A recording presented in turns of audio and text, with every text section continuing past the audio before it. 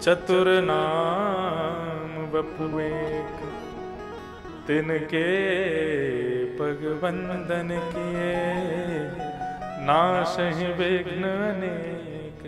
जिस प्रकार भक्ति, भक्त, भगवान और गुरु, इन चारों में कोई भेद नहीं है। इनको प्रणाम करने से, चाहे गुरु को प्रणाम करो चाहे भक्त को प्रणाम करो, वो सीधी प्रणाम भगवान को ही लगती है। इसी प्रकार गुरु को कष्ट दोगे, किसी वैष्णव को कष्ट दोगे, मेरे किसी कीर्तन करने वाले वैष्णव को कष्ट दोगे, तो वो कष्ट भी मुझे लगता है। हनुमान जी बोले, प्रभु मैंने किसको कष्ट दिया? बोले, एक मेरा कीर्तन कर रहा था, सुबह सुबह तुमने जाके उसको पीट दिया। बोले, प्रभु कीर्तन करे बात बढ़िया, लेकिन स्थान भी तो देखे कहां कर रहा है, वहां बैठ करके करना चाहिए क्या? तो जिस हाल में, जिस काल में, जिस चाल में रहो, जिस हाल में, जिस काल में, जिस चाल में रहो। क्या करो? भाव से गाओ, राधा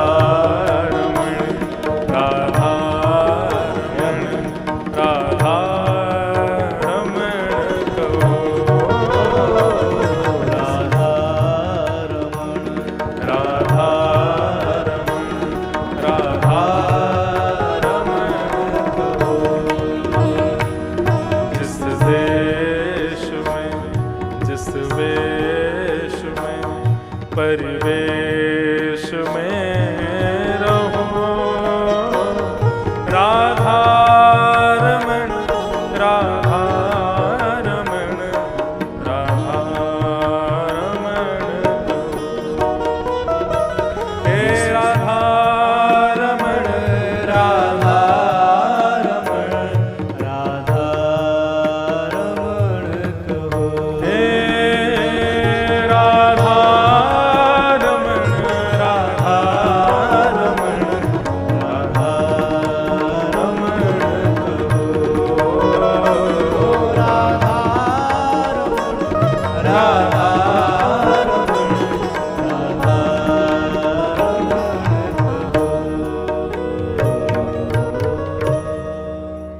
अहैतुक्य प्रतिहता ययात्मा संप्रसीदति।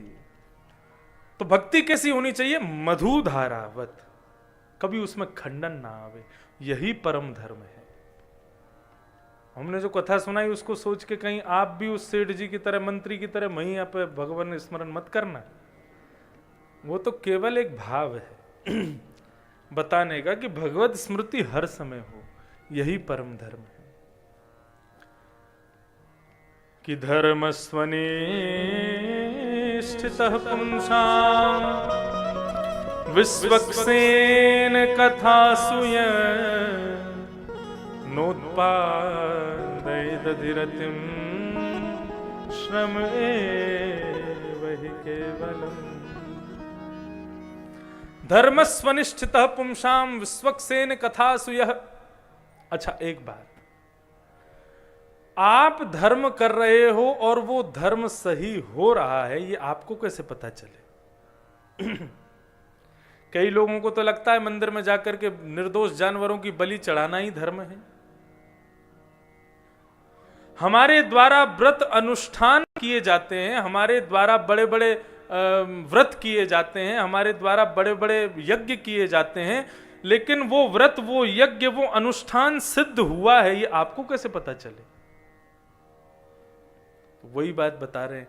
बोले, धर्मस्वनिष्ठितः पुंसां विश्वक्सेन कथासु।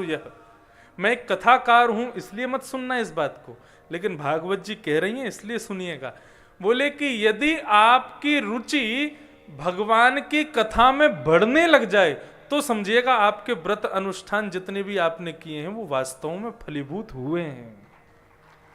और कथा में रुचि नहीं बन रही है, कथा में आनंद नहीं आ रहा है, कथा में आते ही निद्रा देवी परेशान कर रही है, नींद आ रही है, बार बार भूख लग रही है, कुछ खाने की इच्छा, पीने की इच्छा, कभी ऐसे बैठ रहे हैं, कभी ऐसे बैठ रहे हैं, कभी पैर फैला के बैठ रहे हैं, कभी लेट रहे हैं, पौड़ रहे हैं, बार बार आसन बदल रहे हैं, इस प्रकार से जो बेचैन होकर के कथा सुन रहे हैं लेकिन खूब यज्ञ करते हैं, खूब अनुष्ठान करते हैं, महीने में 30 दिन की जगह 15 दिन व्रत करते हैं, तो क्षमा कीजिएगा, आपके व्रत अनुष्ठान और जितने भी आपके यज्ञ हैं उन सब का फल श्रेष्ठ नहीं है।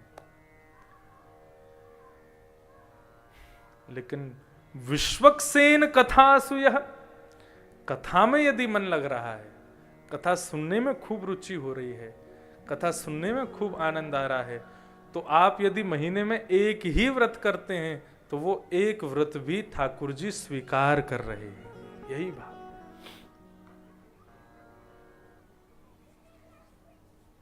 इस प्रकार श्री सूत जी महाराज ने धीरे धीरे प्रश्नों का उत्तर देना शुरू किया। भगवान के 24 अवतारों का वर्णन किया और प्रत्येक अवतार का एक भाव बताया। ध्यान से सुनिएगा। ये नारायण हैं, इन्हीं में से अंश के रूप में बराह भगवान आ गए, इन्हीं में से नृसिंह भगवान आ गए, इन्हीं में से परशुराम आ गए, इन्हीं में से वेदव्यास आ गए। सब अवतार भगवान नारायण में से ही प्रकट होते हैं। लेकिन जो राम कृष्ण अवतार हैं, ये नारायण में से कोई प्रकट होकर के नहीं आया, स्वयं नारायण ही पधारे हैं। ए सवई एते चांश कलह पुंस, एते चांस कला पुंस, कृष्णस्तु भगवान स्वयं। राम और कृष्ण जो हैं 24 अवतारों में जिनका भाव है, ये भगवान के अंश नहीं आए हैं, स्वयं नारायण ही राम कृष्ण बन करके पधारे। एक तो होता है कि फैक्ट्री बना करके आपने उसमें मैनेजर रख दिया, सुपरवाइजर रख दिया। अब फैक्ट्री में काम करने वालों के लिए मैनेजर और सुपरवाइजर ही मालिक है। लेकिन किसी दिन यदि मालिक आ जाए और मालिक आकर के कहे ऐसा नहीं ऐसा करो, तो मैनेजर की क्यों सुनेंगे भाई, मालिक की सुनेंगे ना। ठीक उसी प्रकार प्रत्येक अवतार, कई अवतार हैं, उनमें भगवान के आदेशों को भी नहीं माना गया, लेकिन रामकृष्ण ने जो कहा है उन सबको अंगीकार किया गया, उनको श्रेष्ठ माना गया। क्यों? ये साक्षात नारायण हैं।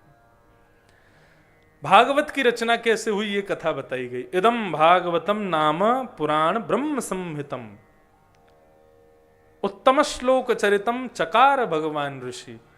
भगवान वेदव्यास जी के द्वारा ये भागवत संहिता तैयार की गई। कहां तैयार किया गया इनको? बोले ब्रह्म नद्याम सरस्वत्याम, ब्रह्म नदी सरस्वती के तट पर इनको लिखा गया। कहां है सरस्वती? पूरे भारत में सरस्वती का दर्शन केवल 1.5 किलोमीटर का है। 1.5 किलोमीटर की नदी, सबसे छोटी नदी सरस्वती कहाँ है? बद्रीनाथ। बद्रीनाथ से आगे जाएंगे तो माना गांव पड़ता है, वहाँ माना गांव में सरस्वती का उद्गम है, और थोड़ी दूर बाद ही सरस्वती लुप्त हो जाती, फिर नहीं दिखती। वहीं श्री वेदव्यास जी की गुफा है जहां पर श्रीमद् भागवत की रचना हुई।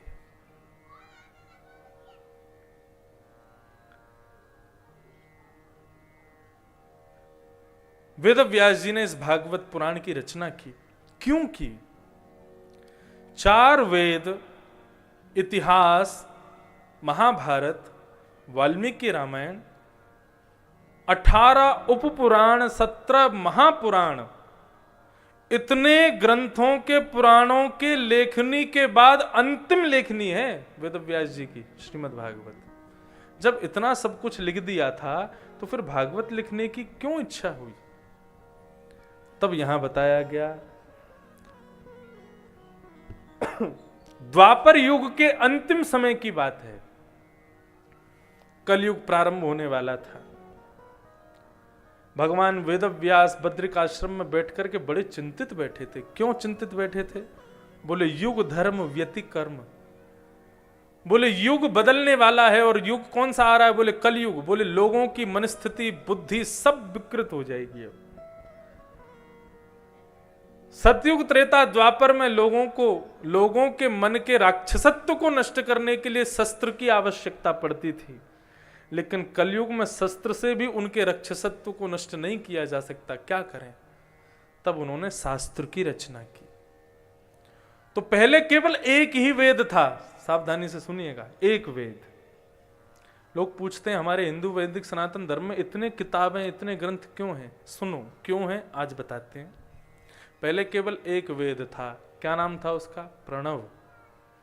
वेदः प्रणव एवाग्रे। प्रणव किसे कहते हैं? ओम। केवल ओमकार, एक ही वेद था। मंच पर बैठकर के व्यास जी केवल ओम शब्द का ही उच्चारण करते थे, और वही ओम शब्द ना जाने लोगों के हृदय में किस भांति प्रवेश करता और उनके मन के संशय दूर हो जाते। कथा पूरी हो गई, सब लोग घर जाओ, बस हो गया, इतनी कथा। लेकिन जैसे जैसे युग धर्म व्यतिक्रम हुआ, युग बढ़ने लगे, लोगों की बुद्धि सूक्ष्म होने लगी, और उतनी इतनी दीर्घ बुद्धि नहीं थी कि वे ओम शब्द से ही उनका कल्याण हो जाए। तब उन्होंने एक वेदम चतुर्विधम, एक वेद को 4 वेदों में परिणत किया, ऋग्वेद, यजुर्वेद, सामवेद, अथर्ववेद। लेकिन उसमें क्या कर दिया? नियम लगा दिए। वो चोटी रखने वाले, जनेऊ पहनने वाले, त्रिकाल संध्या करने वाले, ब्राह्मण कुल में जन्म लेने वाले ही बालक इनको पढ़ सकते हैं। अब भाव था मानव कल्याण का, अन्य प्रजाति के लोग क्या करेंगे?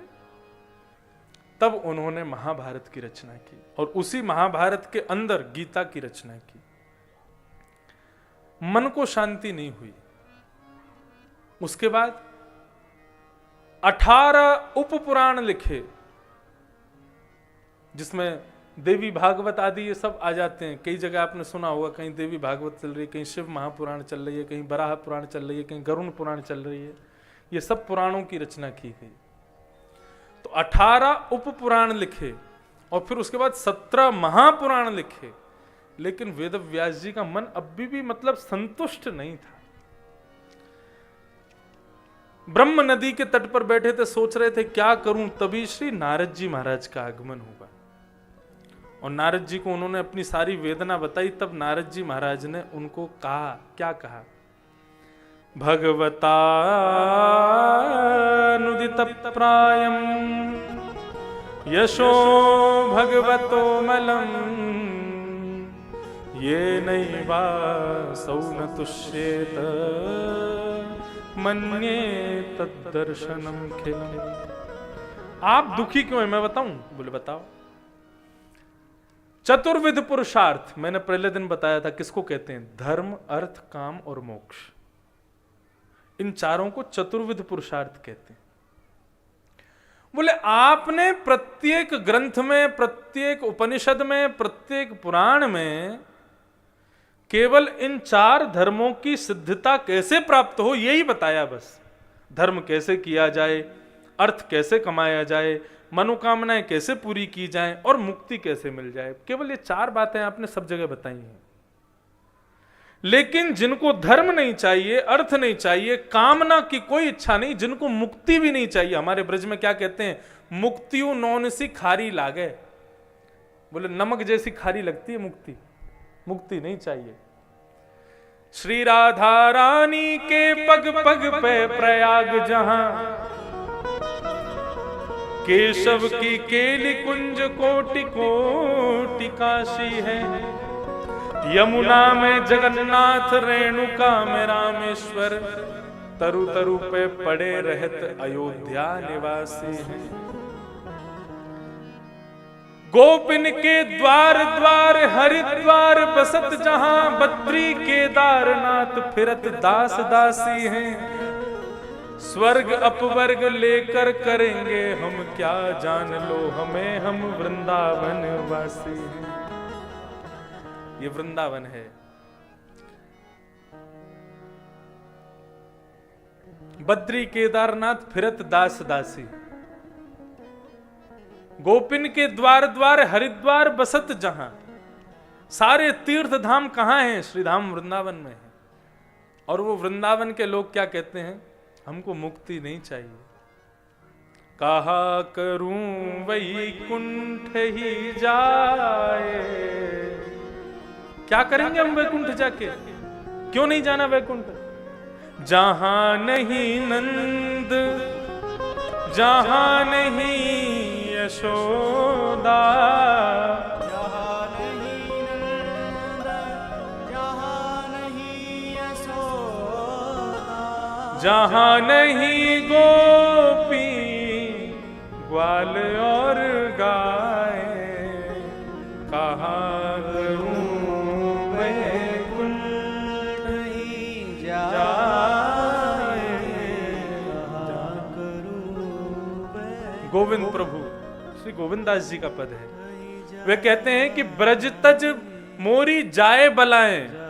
बोले मेरे ऊपर जो बलाएं हैं ना, लोगों की अलाए बलाएं, ब्रज को छोड़ के किसी को जाना है तो मेरी अलाए बलाएं चली जाएं, मैं तो नहीं जाऊंगा ब्रज छोड़ के। अभी तो ब्रज की महिमा जिस दिन आएगी कथा में, उस दिन ये सब ज्ञान उपदेश सब फीके लगेंगे। ब्रज की महिमा ऐसी है। तो ब्रज के लोग क्या कहते हैं, मुक्ति उन्होंने सी खारी लावे, मुक्ति भी उनको प्रिय नहीं होती है।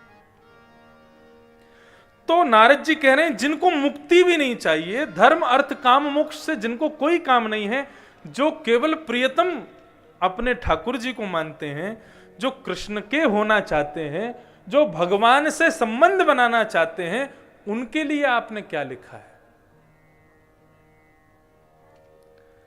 बहुत सावधानी से सुनिए सब लोग।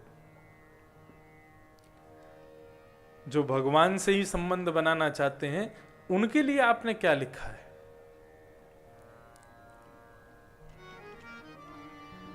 न यद्वचश्चित्रपदं हरेर्यशो जगत पवित्रं प्रणीत करहिचित् तद्वायुषं तीर्थमुशन्ति मानसा न यत्र हंसा निरमंतु शिक्षया।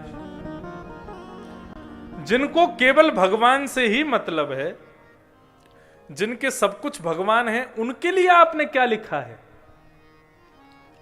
सब लोग इधर देखो, सावधानी से सुनो कथा। एक कथा स्मरण आ रही है श्री कुंभन दास जी की, मुझे बड़ी प्रिय लगती है कथा। भगवान के श्रीनाथ जी के अष्ट सखाओं में एक सखा हुए श्री कुंभन दास, जिनको भगवान के अलावा किसी से काम नहीं है। वो लोग सावधानी से सुने, जिनके लिए भागवत ग्रंथ की रचना हुई है, उनके लिए यह कथा है। कुंभन दास जी एक बार यमुना जी के पुलिन पर बैठ करके और राग भैरव गा रहे थे। इतने में ही हमारे यहाँ फतेहपुर सीकरी है, फतेहपुर सीकरी आगरा से आगे, वहां के राजा वो वहां से जा रहे थे। तो उन्होंने जैसी सुना, ऐसे सुंदर स्वरों को सुनकर के वाह वाह वाह वाह वाह करने लगे। कुंभन दास जी ने पीछे मुड़ के देखा, ये वाहवाही कौन कर रहा है। तो किसी ने कहा, बोले फतेहपुर सीकरी के राजा आपके स्वर को सुन के वाहवाही कर रहे हैं। तो जैसे ही महाराज उनके मुख से वाहवाही सुनी, तो कुंभन दास जी ने अपनी राग मालिका पुस्तक में से राग भैरव का पन्ना फाड़ के उसके 4-5 टुकड़े कर दिए और जमुना जी में विसर्जित। बोले आज के बाद राग भैरव नहीं गाऊंगा। क्यों? हम जिसको रिझाने के लिए गाते हैं, उसने तो कभी वाहवाही की नहीं, और जिसको सुनाने के लिए कभी गाए नहीं, वो वाहवाही कर रहा है। ये तुच्छ प्राणी वाहवाही कर रहा है उस पर। अरे ये राग अब अशुद्ध हो गया, ये राग झूठा हो गया, अब इसको ठाकुर जी की सेवा में नहीं गाऊंगा मैं। विराज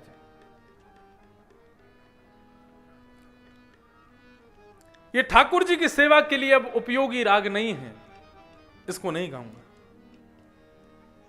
लेकिन राजा के कर्ण रंध्र से प्रवेश किए हुए स्वर उसको बार बार कुंभन दास का स्मरण करा रहे हैं। कभी अपने सैनिकों को भेजे, दूतों को भेजे, बैलगाड़ी भेजे, पालकी भेजे, कैसे भी उनको लेके आओ, मुझे सुनना है उनसे। कुंभन दास जी सबको वापस भेज दें, बोले हम नहीं जाएंगे। अब कुंभन दास जी दीनहीन परिवार से थे, उनके घर में शीशा भी नहीं था। वो तिलक स्वरूप भी लगाते थे, तो यमुना जी में देखते थे, जब खुद का चेहरा दिखता था तो उससे अपना स्वरूप बनाते थे। ऐसे दीनहीन परिवार से, परिवार के सब लोग पीछे पड़ गए। अरे राजा बुलाता है, कुछ धन द्रव्य दे देगा तो घर बढ़िया चलेगा, चले जाओ। बोले ठीक है, अब क्यों बुलाएगा, तो चले जाएंगे। राजा ने पालकी भेजी, बोले लेके आओ। कुंभन दास जी महाराज बोले पालकी में नहीं जाएंगे, पैदल जाएंगे हम। और गोवर्धन और वहां से सीकर फतेहपुर सीकरी बहुत दूर है। बेचारे पैदल पैदल चले, सुबह की शाम हो गई तब पहुंचे। राजा ने अपने बड़े बड़े देश के मित्र बुला रखे थे राजा, और सबको बुलाया था, बोले ऐसा स्वर सुनाऊंगा कि तुम लोगों ने कभी नहीं सुना होगा। श्री कुम्भन दास जी महाराज वहां जाकर के खड़े हो गए। राजा बोला मुझे आपसे राग भैरव सुनना है। बोले बस भैरव सुनना है, कोई पद सुनना हो कुछ? बोले नहीं, वो आपकी इच्छा जो आप सुनाना चाहो। कुम्भन दास जी बोले राग तो हम भैरव सुनाएंगे, लेकिन गाएंगे ऐसा कि तुम दोबारा हमको बुलाओगे नहीं। और यहां पर कुम्भन दास जी ने पद गाना शुरू किया। भगत को कहा सीख रीसों का, भगत को कहा सीख। सुनिएगा ध्यान से। भगत को कहा सीख रीसों का, भगत को कहा सीख। राग भैरव गा रहे हैं, लेकिन उस राग में जो शब्द गा रहे हैं, उस शब्द में राजा की अवहेलना कर रहे हैं, राजा की निंदा कर रहे हैं। बोले हम भक्त हैं, किनके? श्रीनाथ जी के भक्त हैं, हमको सीकर के राजा से क्या काम? आवत जात पन्हैया टूटी, आवत जात पन्हैया टूटी, आवत जात पन्हैया टूटी, आवत जात पन्हैया टूटी, बिसर गयो हरि नाम, बिसर गयो हरि नाम। अरे आज से पहले ऐसा कभी नहीं हुआ। बोले क्या हुआ आपके साथ? बोले तुम्हारे सीकरी आने में हमारे पैरों की पनैया टूट गई, चप्पल टूट गई, और चप्पल टूटने की वजह से पैरों में छाले पड़ गए, और उन छालों की वजह से निरंतर जो हरि का स्मरण बना रहता था, आज वो हरि का स्मरण भूल गए हम। भगत को कहा सीख रीसों का, भगत को कहा सीख रीसों का।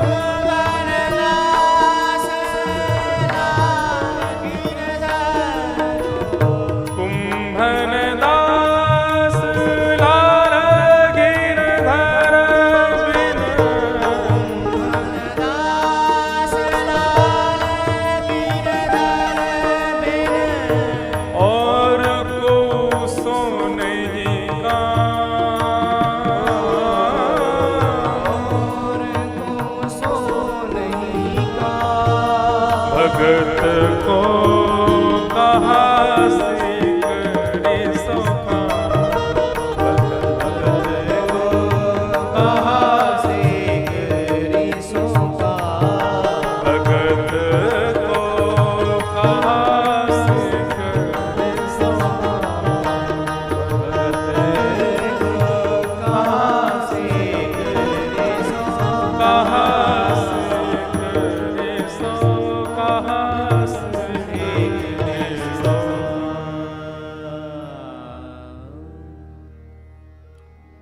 पूरा राजभवन महाराज गुंजित हो गया भैरव राग से।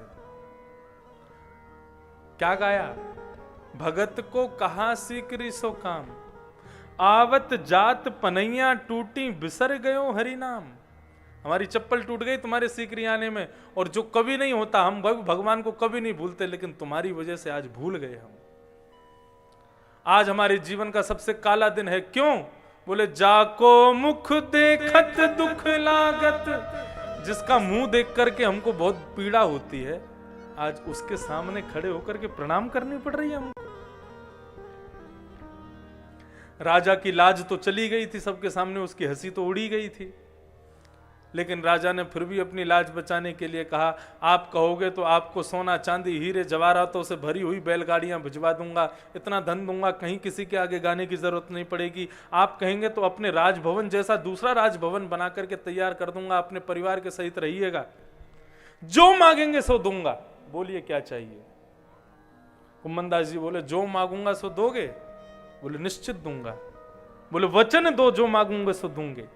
बोले बिल्कुल दूंगा, वचन देता हूं, जो मांगोगे सो दूंगा। अपनी झोली फैला करके कुम्मनदास जी कहते हैं, आज के बाद जीवन में कभी अपना मुखमंडल हमको मत दिखाना, ऐसा वरदान दे दो, हमको कभी अपने पास मत बुलाना। यह है एक सच्चे भक्त का लक्षण। श्री नारद जी महाराज कह रहे हैं, आपने संसारी लोगों के लिए चतुर्विध पुरुषार्थ की प्राप्ति के लिए बहुत ग्रंथ लिखे, लेकिन जिनके कृष्ण धन, कृष्ण तन, कृष्ण ही हमारो धन, जिनका सब कुछ कृष्ण है, उनके लिए आपने क्या लिखा? जिनको केवल भगवान से काम है और किसी से कोई मतलब नहीं रखते हैं, ऐसे लोगों के लिए आपने क्या लिखा? न यद्वचश्चित्रपदं हरेर्यशो जगत पवित्रम प्रगणित करहिचित्। जगत पवित्र के लिए आपने बहुत सारे ग्रंथ लिखे, लेकिन किसी के मन के भाव की पवित्रता के लिए आपने कौन सा ग्रंथ लिखा? मुझे ये बताइए। तब वेदव्यास जी बोले, क्या लिखूं? बोले कि अब क्या करो? बोले भगवान के सुंदर गुणों का वर्णन करते हुए एक दिव्य ग्रंथ लिखो, एक दिव्य पुराण लिखो। बोले कैसे कर पाऊंगा? बोले समाधिनानुस्मर तद्विचेष्टितम, समाधि लगाओ, समाधि लगा करके तुमको भगवान अपने आप प्रेरणा देंगे, और उस प्रेरणा से कुछ ग्रंथ लिखना, वही तुम्हारा सबसे बड़ी पूंजी होगी, मन को शांति मिलेगी तुमको। तब वेदव्यास जी ने समाधि लगाई। समाधि के पूर्व जन्म की कथा श्री नारद जी महाराज ने सुनाई। वे दासी पुत्र थे, कुछ संतों के चातुर्मास्य में इतने आनंदित हुए कि उन संतों के संगी जाने लगे। संतों से मां ने प्रार्थना की कि मेरे पुत्र युवान पुत्र को मत ले जाइए। तब संतों ने नारद जी को एक मंत्र दिया, ओम नमो भगवते वासुदेवाय। बंधुओं, इस मंत्र को क्या कहते हैं? द्वादशाक्षर मंत्र। क्या कहते हैं? द्वादशाक्षर मंत्र। इसमें 12 अक्षर हैं।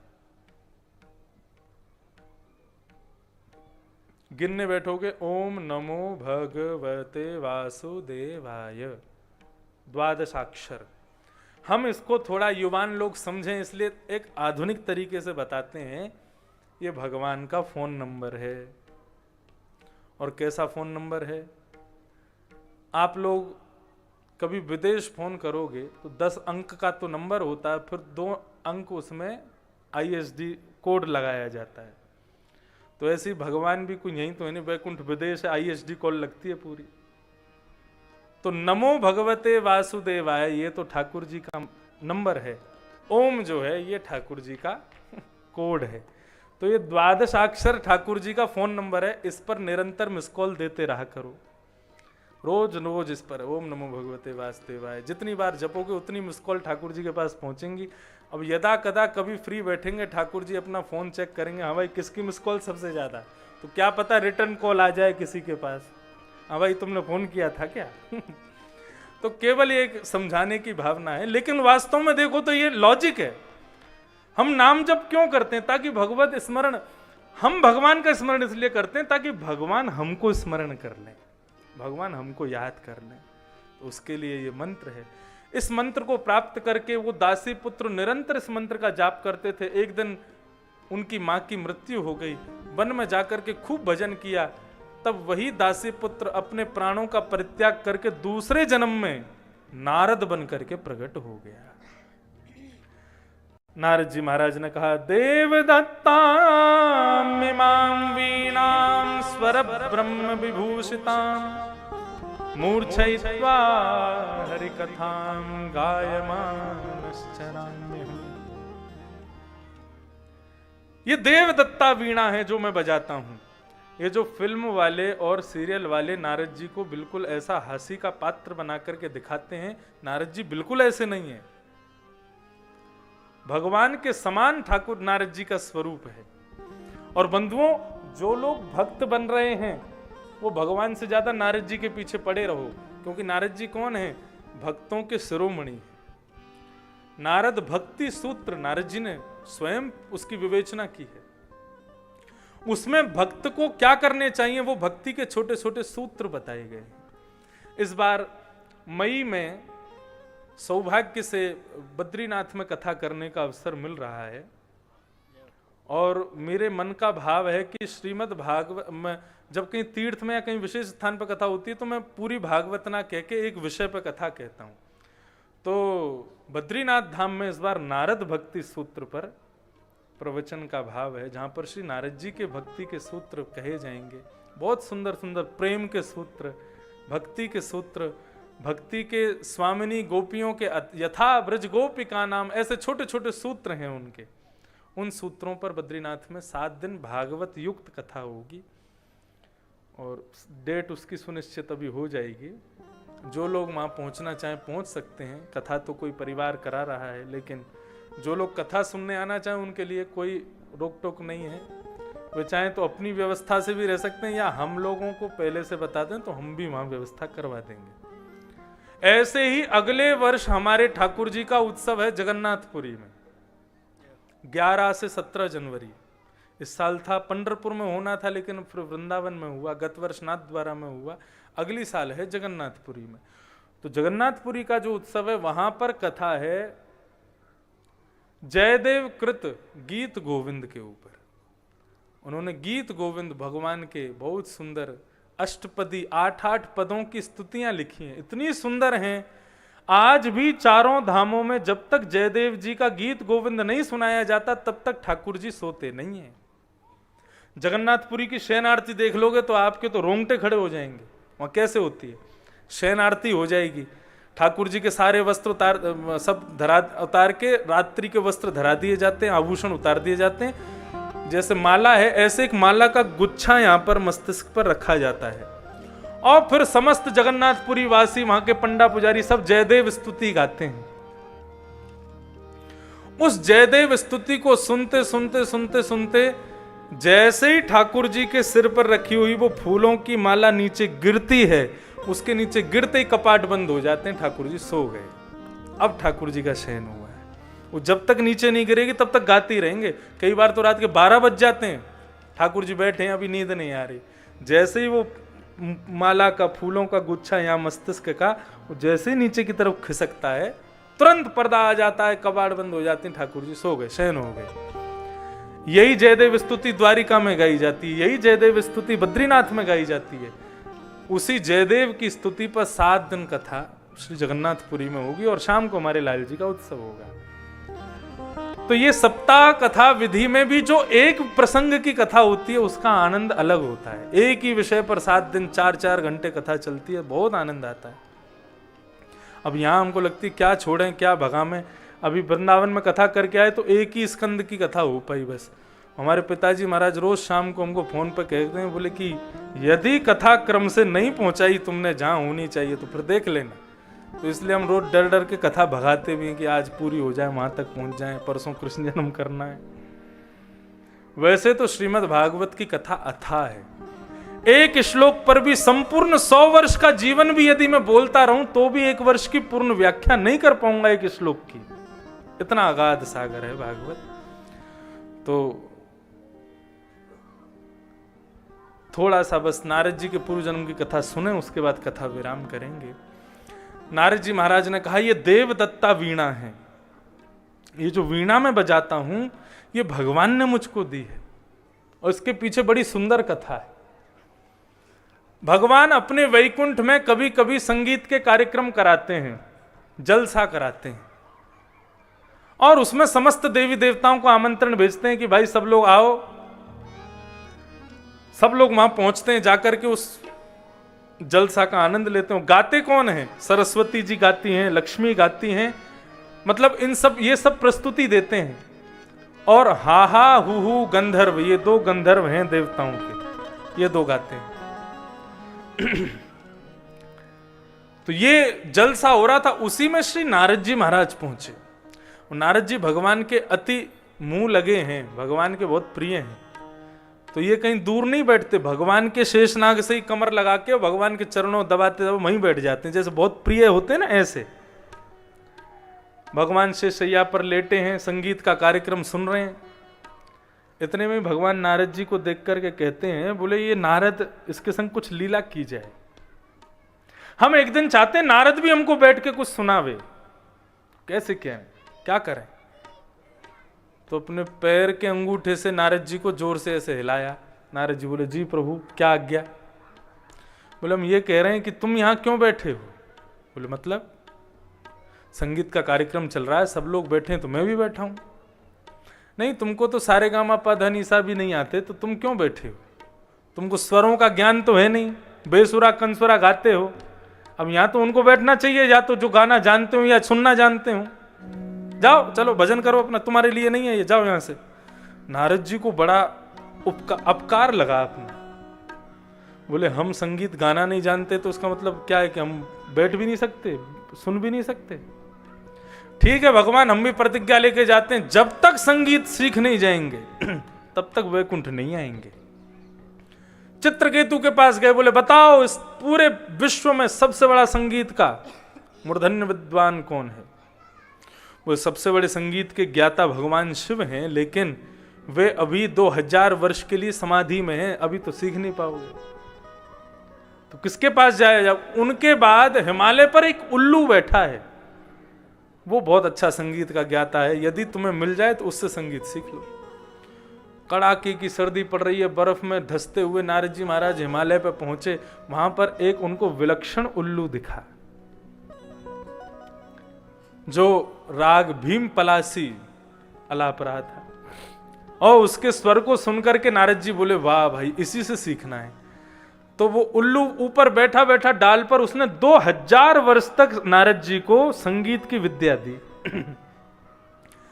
जब 2000 वर्ष पूरे हो गए, नारद जी महाराज वहां से सीधे गए कैलाश। कैलाश में जाकर के देखा भगवान शिव समाधिस्थ से निवृत्त हो गए, तो शंकर जी से संगीत सीखा। शंकर जी से सीखने के बाद में अब नारद जी को लगा कि हमसे बड़ा विद्वान अब कोई नहीं। और अब क्या करना है? बोले कि सरस्वती और हा हा हु गंधर्व, इन्हीं को परास्त करना है मेरे को। अब ये जब उनके अंदर भावना ईर्ष्या की उत्पन्न हुई तो भगवान को अच्छा नहीं लगा। नारद जी महाराज वैकुंठ की ओर जा रहे थे, तभी बीच में एक सुंदर सा नगर पड़ा, जो पहले कभी नहीं पड़ा था। नारद जी बोले, ये नगर तो हमने कभी नहीं देखा। तभी उन्होंने क्या देखा? उस नगर के प्रत्येक मानव बड़े सुंदर, लेकिन सब अपंग हैं। किसी के हाथ नहीं है, किसी का पैर नहीं है, किसी का एक कान नहीं है, कोई एक आंख से काना है, किसी की एक उंगली नहीं है। इसी प्रकार सबके अंग प्रत्यंग जो हैं वो अपंग थे। नारद जी बोले, इतना विलक्षण शहर और यहाँ के लोग कैसे हैं? किसी को रोक करके बोले, भैया जय श्री कृष्ण, ये कौन सा नगर है और आप सब कौन हैं? तो उसने कहा, ये स्वर मंडल इस नगर का नाम है, और हम सब संगीत की राग रागनियां हैं। मैं राग यमन हूं, ये राग भैरव है, वो डोल्लोकाय राग भैरवी है, ये कौन है, ये चारुकेसी है, ये सारे राग रागनियां घूम रहे हैं। बोले अच्छा राग रागनियां है तो फिर अपंग क्यों हैं, हाथ पैर क्यों टूटे हैं? उन्होंने कहा आप क्या बताएं, एक नया नया गायक हुआ है, वो हमको ऐसा तोड़ मरोड़ करके गाता है कि उसकी गायन शैली से हम सबके हाथ पांव टूट गए। नारद जी बोले ऐसा कौन सा गायक है? बोले उसका नाम है नारद। हम सब उसी को खोज रहे हैं, जिस दिन मिल जाएगा उस दिन उसको छोड़ेंगे नहीं, उसने हमारे हाथ पांव तोड़ के रख दिए हैं। अब तो नारद जी महाराज घबराए, हृदय में जो ईर्ष्या प्रकट हुई थी वो दूर हो गई। अब सीधे गए स्वर्ग में, हा हा हु गंधर्व को प्रणाम करके कहा कि अब आप ही मुझे संगीत की विद्या दो। जब ये बात कही तो हा हु गंधर्व खड़े हो गए, बोले नहीं प्रभु, आपसे बड़ा इस तीनों लोकों में संगीत का ज्ञाता कोई है ही नहीं। वो तो भगवान आपकी ईर्ष्या को दूर करवाना चाहते थे, इसलिए ये लीला कर रहे थे। अब भगवान ने केवल नारद जी के लिए एक कार्यक्रम रखा। सबसे पहली प्रस्तुति हाउ गंधर्व ने दी, फिर सरस्वती ने की, फिर लक्ष्मी ने की, और सबसे अंत में जैसे ही नारद जी महाराज मंच पर पधारे, भगवान शेष नाग सैया से उठ करके बैठ गए। पहली बार नारद जी गाने वाले हैं। जैसे ही नारद जी महाराज ने गाना प्रारंभ किया है, उनके सुंदर स्वर को सुनकर के भगवान रोक नहीं पाए और शेष शैया पर ही खड़े होकर के भुजा उठा करके नृत्य करने लगे। क्या गा रहे हैं नारद जी? 2 मिनट गाओ, फिर उसके बाद कथा विराम करेंगे। भजो रे मन गोविंद गोपाला, भजो रे मन गोपाला, हे गाओ रे मन गोविंद गोपाला, रे मन गोविंद गोपाला, हे भजो रे मन गोविंद गोपाला, भजो रे मन गोविंद गोपाला। नाम हरि का है सुखकारी, नाम हरि का है सुखकारी, नाम हरि का है सुखकारी, नाम हरि का है सुखकारी। पाप कटेंगे क्षण में भारी, पाप कटेंगे क्षण में भारी, हरि नाम का सुमिरन कर ले, नाम का सुमिरन कर ले, प्रभु नाम का सुमिरन कर ले, नाम का सुमिरन कर ले। हो जाए उद्धार। भजो रे मन गोविंद गोपाला, भजो रे मन, गोविंद गोपाला, भजो रे मन गोविंद गोपाला। भजो रे मन गोविंद गोपाला। जय हो, करताल बजा के गाइए।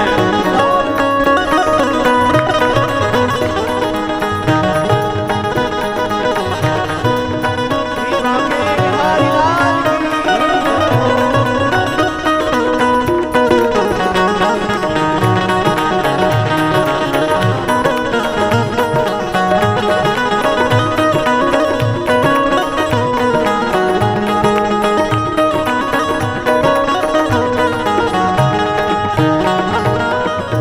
सबरी अहिल्या सदन कसाई, सबरी अहिल्या, सदन कसाई, सबरी अहिल्या